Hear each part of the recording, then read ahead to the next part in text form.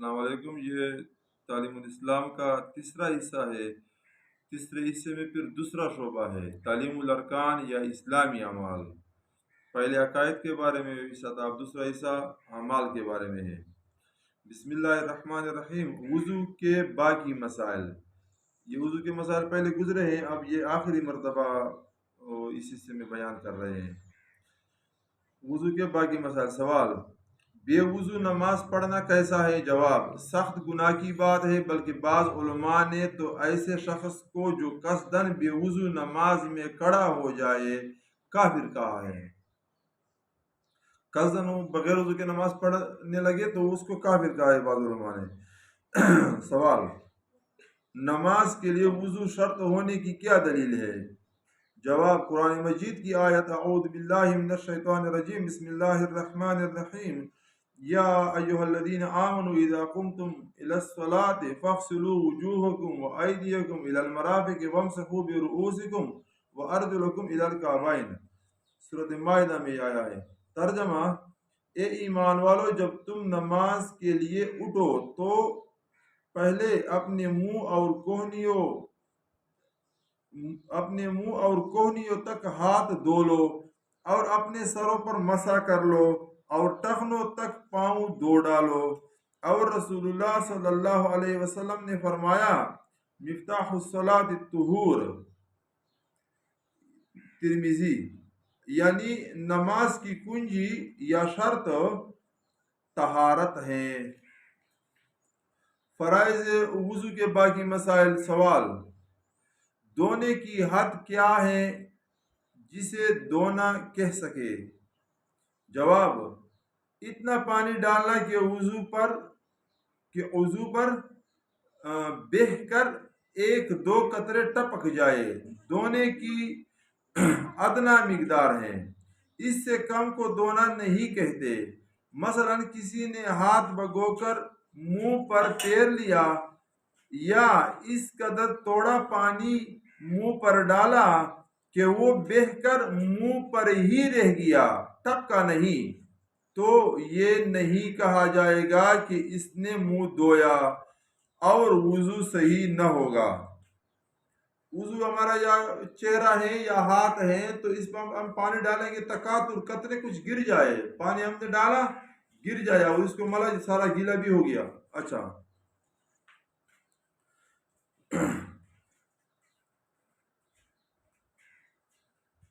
سوال: جن اعضاء کا دھونا وضو میں فرض ہے انہیں کتنی مرتبہ دھونے سے فرض ادا ہوگا؟ جواب: ایک مرتبہ دھونا فرض ہے اور اس سے زیادہ 3 مرتبہ تک دھونا سنت ہے، اور 3 مرتبہ سے زیادہ دھونا ناجائز اور مکروہ ہے۔ اس میں وقت ضائع ہو جاتا ہے 4 مرتبہ میں، یہ وجہ بھی بتایا علماء نے۔ سوال: کہاں سے کہاں تک منہ دھونا فرض ہے؟ جواب: پیشانی کے بالوں کی جگہ سے توڑی کے نیچے تک اور کان کی لو سے دوسرے کان کی لو تک دھونا فرض ہے۔ منہ کا یہ کان کا لو ہو گیا، یہ چھوٹا ہی ہے، تو اس کا لو سے یعنی یہاں بالکل یہاں تک، اور یہاں جو پیشانی کے بال شروع ہو رہے ہیں ادھر سے اور یہ توڑی کے نیچے سے، یہ منہ کا دھونا اس طرح فرض ہے۔ سوال: جن اعضاء کا دھونا فرض ہے ان میں سے اگر تھوڑی سی جگہ خشک رہ جائے تو وضو درست ہوگا یا نہیں؟ جواب: اگر ایک بال کے برابر کوئی جگہ سوکھی رہ جائے تو وضو نہ ہوگا۔ سوال: اگر کسی شخص کے 6 انگلیاں ہو تو چھٹی انگلی کا دھونا فرض ہے یا نہیں؟ جواب: ہاں فرض ہے، چھٹی انگلی کا دھونا بھی فرض ہے۔ اور اسی طرح جو چیز کے زیادہ پیدا ہو جائے اور اس مقام کے اندر ہو جس کا دھونا فرض ہے تو اس زائد کا دھونا فرض ہو جاتا ہے۔ سوال: مسح کرنے کے کیا معنی ہے؟ جواب: ہاتھ کو پانی سے تر کر کے یعنی بھگو کر کسی عضو پر پھیرنے کو مسح کہتے ہیں۔ مسح ایک تو سر پہ ہوتا ہے، ایک اگر کسی جگہ پہ پٹی وغیرہ لگایا ہے تو وہاں بھی مسح ہم کرتے ہیں، تو اس وجہ سے کسی عضو کا لفظ لیا جا۔ सवाल, सर पर मसा करने के लिए नया पानी लेना ज़रूरी है या हाथों पर बाकी रही हुई तरी काफ़ी है? जो हाथ पहले से गीला है वही गीला होना काफ़ी है या नया पानी लेंगे? जवाब, नया पानी लेना बेहतर है, लेकिन अगर हाथ धोने के बाद बाकी रही हुई तरी से मसा कर ले तो वो भी काफ़ी है, मगर जब हाथ से एक मर्तबा मसा कर लिया तो फिर दूसरी जगह इससे मसा करना जायज़ नहीं। इसी तरह अगर हाथ पर तरी न थी, किसी दूसरे दूसरे धोए हुए या मसा किए हुए उजू से उसे तर कर लिया तो इससे भी मसा जायज़ नहीं। हम हाथ धो रहे थे तो हमारे हाथों में तरी थी तो सर का मसा उससे कर लिया तो ठीक है, पहले से वो तर था वैसे आम इस्तेमाल में तर होता है। लेकिन अगर हमने सर पे वो लगा लिया मिसाल के तौर पर या किसी जगह के लिए मसा के लिए हम इस्तेमाल कर रहे थे, इस अपनी तरी नहीं थी, लेकिन हमने चेहरा धोया है वहां मल के तरी आ गई तो नहीं, इधर से तरी नहीं लाना है, इस पे फिर नया पानी डालना पड़ेगा।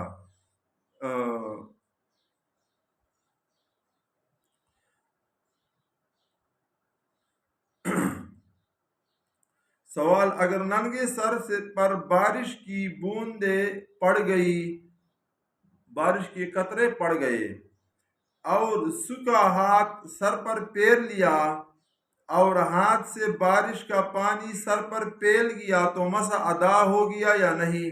जवाब, अदा हो गया, मसा हो गया। सवाल, वुजू में आंखों के अंदर का हिस्सा धोना फर्ज है या नहीं? जवाब, आंखों के अंदर का हिस्सा, नाक के अंदर का हिस्सा, मुंह के अंदर का हिस्सा धोना फर्ज नहीं।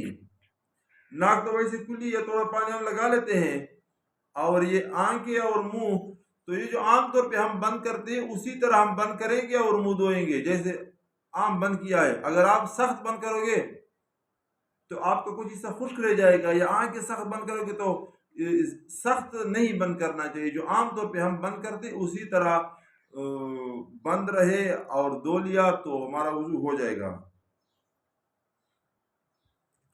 तो और इसके बाकी जो बंद हो जाता है इसके अंदर का हिस्सा वो अंदर वाला हिस्सा बन जाता है, वो बदन का बाहर का हिस्सा नहीं बनता, और अंदर का हिस्सा धोना फर्ज नहीं है। सवाल, वुजू करने के बाद सर मंडाया या नाखून कतरवाए तो सर पर दोबारा मसा करना या नाखूनों को धोना जरूरी है या नहीं?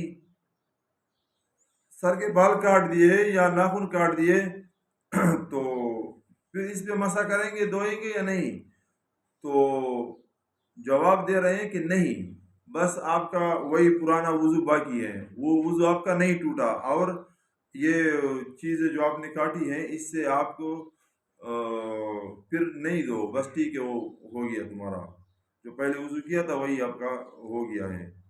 सवाल, अगर किसी शख्स का हाथ कोहनी से नीचे कटा हुआ हो तो उस हाथ को धोना जरूरी है या नहीं? जवाब, हाँ जरूरी है, जब तक कोहनी या इससे नीचे का कुछ हिस्सा बाकी हो तो बाकी हिस्से को और कोहनी को धोना फर्ज है। कोहनी बंदे का ये है तो अब हम वुजू में ये कोहनी समेत धोते हैं, ये कोहनी ये जगह भी धोते हैं। तो इधर आपका कट गया है, ये जो जोड़ है यहाँ से अलग हुआ है तो फिर भी ये थोड़ी जगह जो है ये धोना चाहिए, और अगर इतना बाकी है फिर तो वो तो फिर जरूर धोना चाहिए, और वो हिस्सा भी धोएंगे और ये कोहनी समेत थोड़ा इधर तक, ठीक है ना, ये धोते कोहनी समेत हम धोते हैं। इसके बाद फिर सुनन वुजू के बाकी मसाइल का वीडियो बनाएंगे इंशाल्लाह। अस्सलाम वालेकुम।